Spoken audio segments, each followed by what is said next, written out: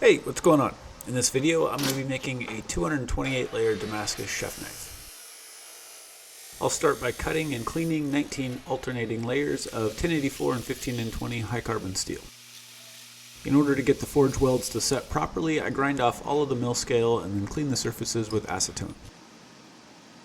I stack them into one large billet, alternating between the 1084 and the 15N20 steels. I like to soak my billets in WD-40 before going into the forge. The oil burns off and leaves behind a micro-thin film of carbon which protects the surfaces of the steel and prevents oxidation as the billet heats up. This allows me to achieve good forge welds without having to use any flux. I let the billet heat up to around 2200 degrees Fahrenheit before the first press to set the welds. My first press is always very light because I don't want much distortion in the layers. All I'm trying to do is apply enough pressure across the entire surface to get all of the layers to stick together. Typically I use the first 3 heats to make sure the welds are set, and then you can pretty much treat the billet as a solid piece of steel after that. For this next stack, I'll cut the billet into 4 pieces, giving me a total layer count of 76. You can find links to many of the tools and materials I use in this video in the video description or on my website davidmoonforge.com under the product links tab.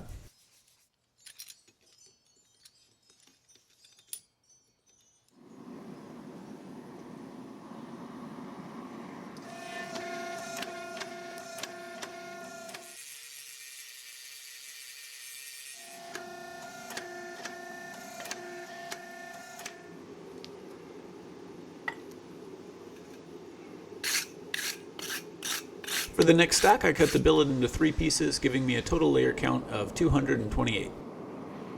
The process is the same for every stack. I grind the surfaces flat and finish them up to 120 grit. Then I clean them with acetone and tack weld them together.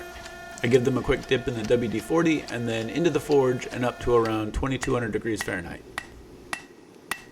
Now that I've got my complete layer count, I'll forge out the blade. Forging at this stage is going to distort whatever pattern that you have in the steel, so oftentimes people will simply remove stock from here on out to make their knife. Forging is probably my favorite part of knife making though, and I think the distortions in the pattern are part of the appeal. So I'm going to mostly hammer this blade to shape and just accept however that affects the pattern. I use the cross peen of the hammer to draw out some extra height in the blade. Once I've got the blade mostly to shape, I'll rough hammer in the bevels.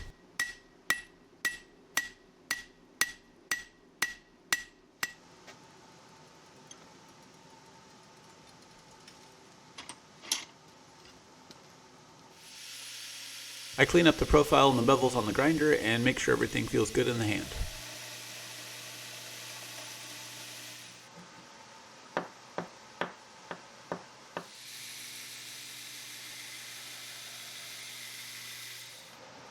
Next, I'm going to drill some holes for handle pins and also to reduce some of the weight in the handle.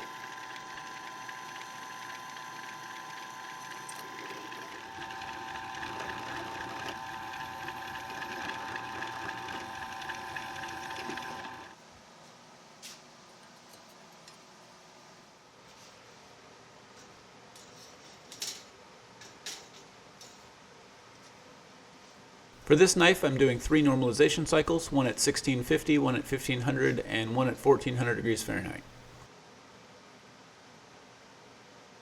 I quench the blade at 1475 in Parks 50 quench oil.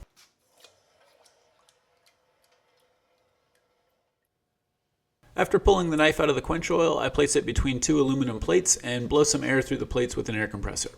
This rapidly brings the blade down to room temperature and keeps it extremely straight as it cools.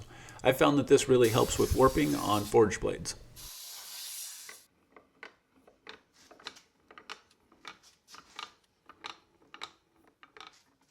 I tempered this knife for 2 2-hour cycles at 375 degrees Fahrenheit. This gave me a hardness of right around 61 Rockwell.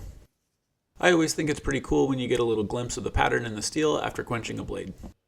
I ground off the decarb layer on the grinder and then took it up to a 1000 grit hand sanded finish. In between each grit, I like to switch up the orientation of my sanding strokes. This allows me to make sure that I've fully removed all of the previous grit scratches before moving on. I etch my maker's mark with the Personalizer Plus and then clean up the lines with a few more passes at 1000 grit. I started using an aquarium bubbler in my acid bath, and it's a massive help with getting a nice even etch. Now to reveal the pattern in the steel, I etch the blade in ferric chloride for 3 5-minute cycles. In between each cycle, I neutralize the acid in baking soda water and then sand off the excess oxides with 2000 grit sandpaper.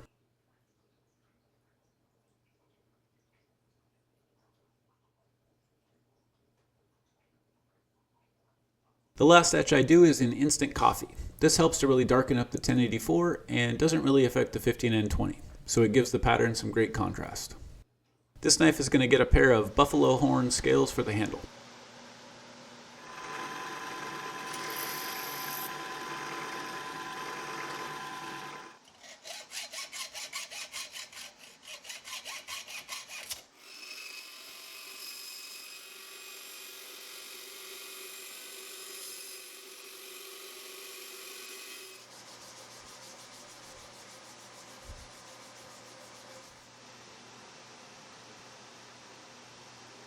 Before I epoxy up the handle, I make sure to clean every surface well with acetone. Typically when I use dark or black handle scales or liners, I like to dye the epoxy black with color pigment. That helps make all of your joins look nice and crisp.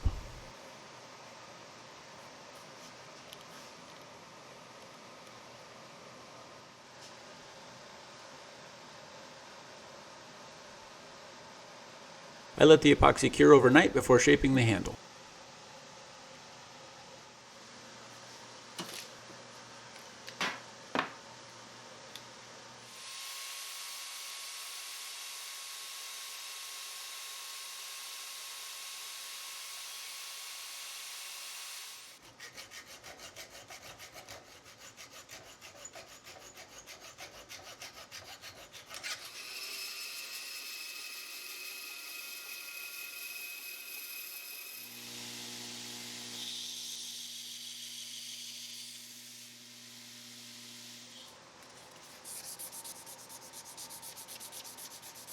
I took this handle up to a 600 grit finish before polishing it on a buffing wheel.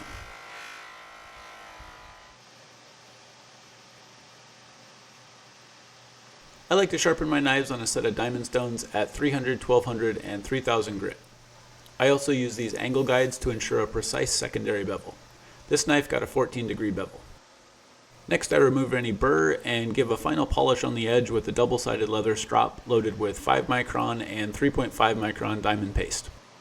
I apply a food-safe blade wax to protect the knife during shipping. Here's a look at the finished blade.